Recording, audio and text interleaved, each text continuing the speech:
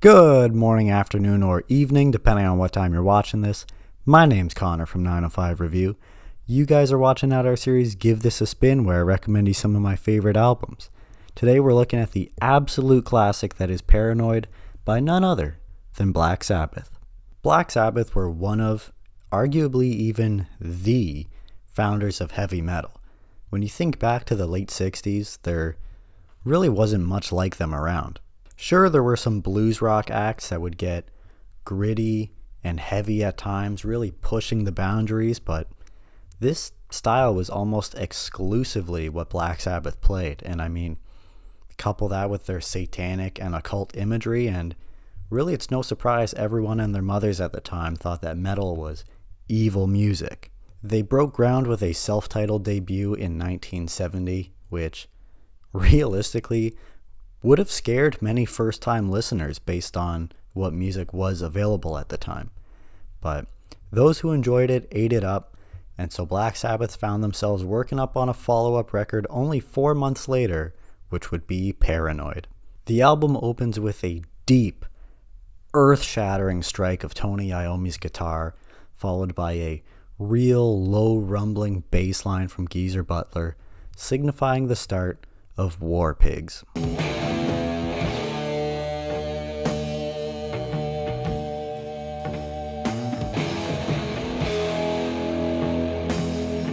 And because heavy metal was so new at the time, Black Sabbath's entire sound was lumped in as being such, when realistically, their real slow heavy jams like this could very well be classified as a much later metal subgenre that would spawn doom metal.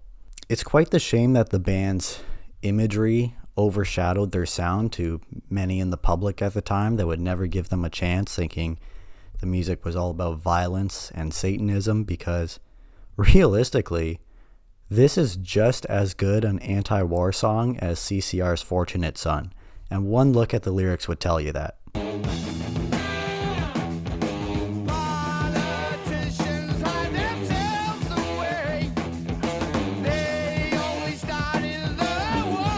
I mean, okay, to be fair, the song does have more satanic roots.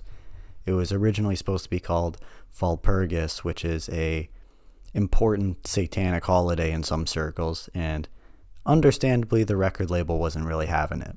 In a broad sense, Geezer Butler even described Walpurgis as sort of being a Christmas for Satanists, if you would picture it that way, which I can be the only plausible reason that when you look up the lyrics to War Pigs on the lyric site Genius, it suggests that if you like this song, you might also like the 12 Days of Christmas. The song ends on an instrumental outro dubbed Luke's Wall, as is often detailed on American releases of the album. The only sort of background I can find to this is that supposedly the band had roadies at the time with the last names Lucas and Wall, so don't quote me on that, but that's all I got. I'm not even going to sugarcoat it. The absolute power, the timing of the release and the influence thereafter, and the lyrical message, I would call this probably a top 10 song of all time. If there's ever one song I could recommend you to listen to entirely, as of right now, it would be this. War Pigs, the absolute classic that it is, was actually supposed to be the album's title as well, but, you know, record executives have to go sticking their hands in things all the time. So it was actually named after the next track in the band's first ever single, Paranoid.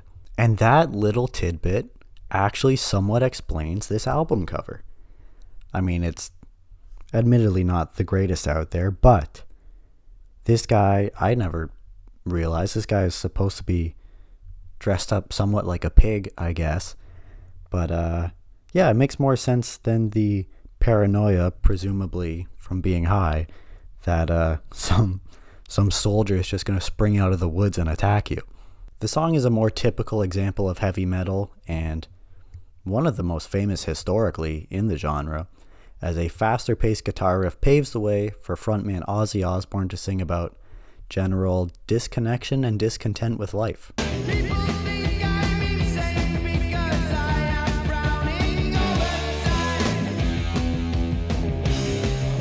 The lyrics here actually come from Butler, who spent much of his life depressed, and even at one point stated that if it weren't for the massive success of Black Sabbath, he didn't think he'd be alive still. And I mean, goddamn.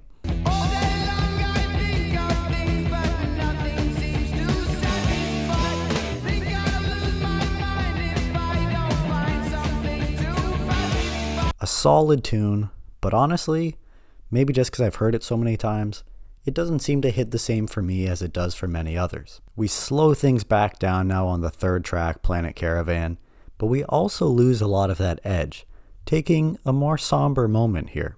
It is significantly moodier, the only percussion here is some bongos, and Ozzy's voice is run through some sort of fancy speaker.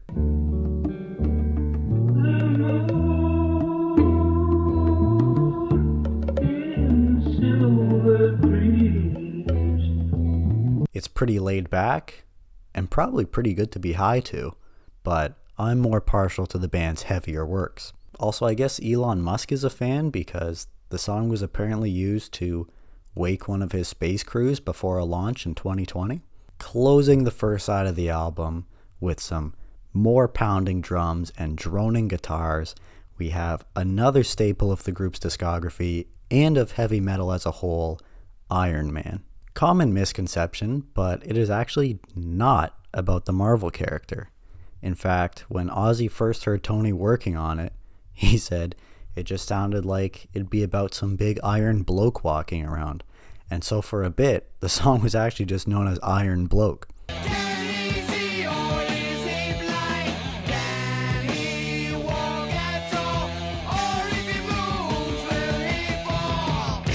Furthermore, correct me if I'm wrong because I really don't know for sure, but I don't recall Tony Stark traveling into the future, seeing the apocalypse, traveling back in time to warn everybody about it, who in turn just made fun of him out of disbelief. So he just said fuck it and murdered them all. I don't remember reading that one. Also, for a long time I missed out with this one. The first CD I ever owned was Black Sabbath's greatest hits of Osbourne's era with them, and while this was on the compilation, they used the single edit of it, which omitted the last, I think, 2.5 minutes of it, which would be Tony Iommi's solo, the final verse, and the outro of the song.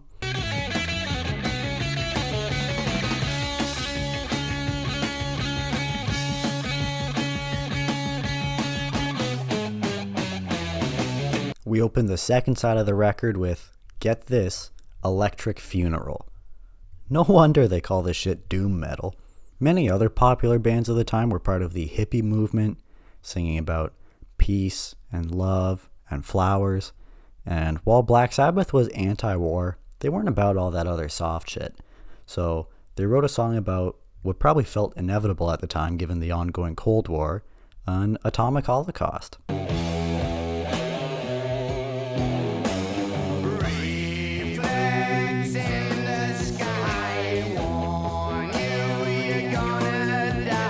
After the second verse, things really amp up as the pace increases, as if the first portion was the absolute despair and dread of realizing that the bomb is about to drop on you. And then this part here is the explosion and the ensuing decay of just all life and everything.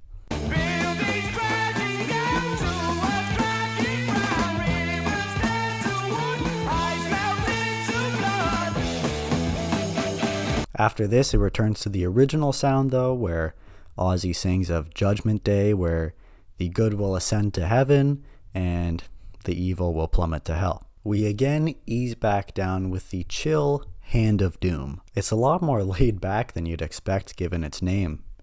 I'd even call it loungy, if not for Ozzy sneeringly cutting in, but that's because halfway through the first verse, they just hit you with this incredible wall of sound. Now you wait your turn.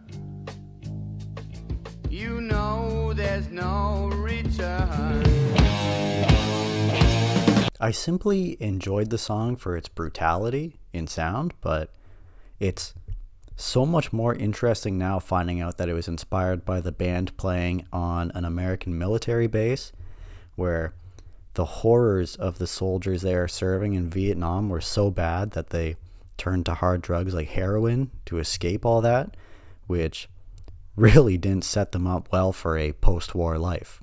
2 minutes in, the band changes from the loud, quiet, loud format into a much quicker pace section, and then another after that, prompting a guitar solo.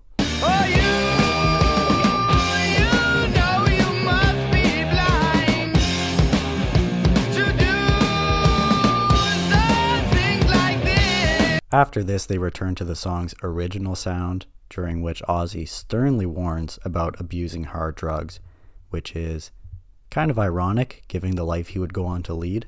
However, he was blessed, if you would so choose to use the word, with a rare genetic mutation that had never been seen before that allowed him to do significantly more drugs than the average person, and is quite likely the reason he's still alive. This brings us to the 7th track, and an instrumental at that, the interestingly titled Rat Salad. Nobody could recount where the title came from, though apparently back in the day, Butler described drummer Bill Ward's hair as looking like so. Speaking of Bill Ward, sometimes at the band's live shows he would go on these long solos, and I mean like 45-minute long solos, just to eat up time of their scheduled performance that they didn't have the content to fill otherwise.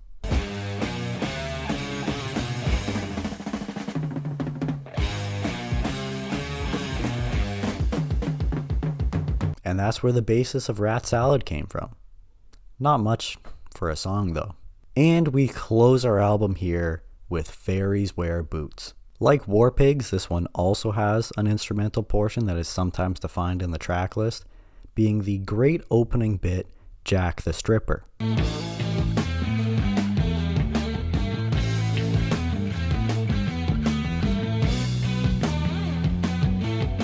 And after this minute and a half start, we get into the main song. Black Sabbath was apparently attacked by a group of skinheads following one of their shows, and while it's not the skinheads the way we see them now as like neo-Nazis, just the original counterculture movement that was troublesome in their own right, still making a song calling them fairies was a shot at their tough guy image.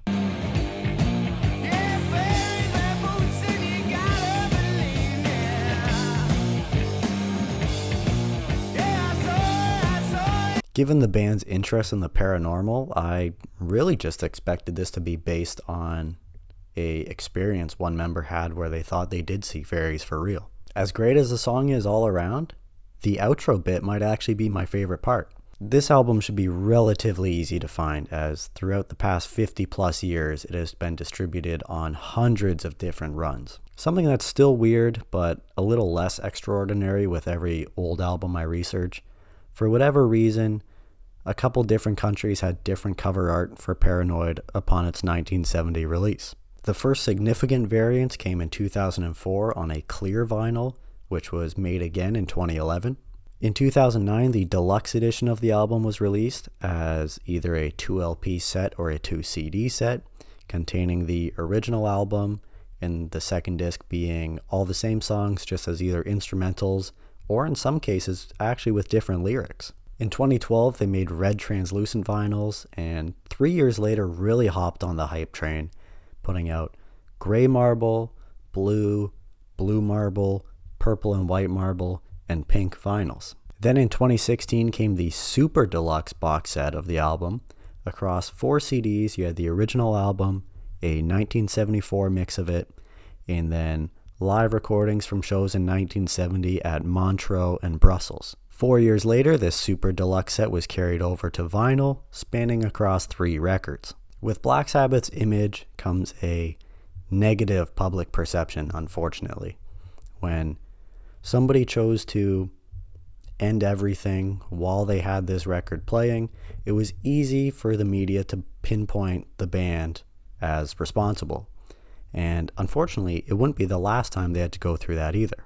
Controversy aside, Paranoid is practically universally acclaimed. You look at the reviews of this thing and the wide majority of people consider it a perfect record, excluding Robert Christgau, but I mean, I disagree with a lot of his reviews. Paranoid remains the best-selling album from one of the biggest metal bands of all time, and you'll be damned if there's a best heavy metal albums list that this album is not on. In the 3 editions of Rolling Stone magazine's top 500 albums of all time, it is never ranked outside the 130 to 139 range, and in a separate list they even called it the greatest metal album of all time. The influence Paranoid has had is unquestionable, but does it remain to this day as the greatest metal album ever, as some claim? I would say no. But don't get me wrong, I'm still stamping this thing with an A grading. In contrast to the title track, a lot of it is slow and heavy and makes for fantastic results. There are some big highlights from Black Sabbath's discography on here, but even the deep cuts are killer. I think my biggest revelation in studying this album is just how great the lyricism here is. If you're a writer and you're having trouble finely detailing imagery, maybe you just need some Sabbath, because the imagery throughout this is phenomenal, to say the least. That just about wraps up my thoughts on this landmark album. Let me know yours, and as always, it's been a blessing. But real quick before we take off, what did you think of Black Sabbath's Paranoid? Let me know down below, as well as any other thoughts, comments you might have. Album recommendations are always welcome, and you're always welcome. I appreciate you tuning in. Until next time, friend.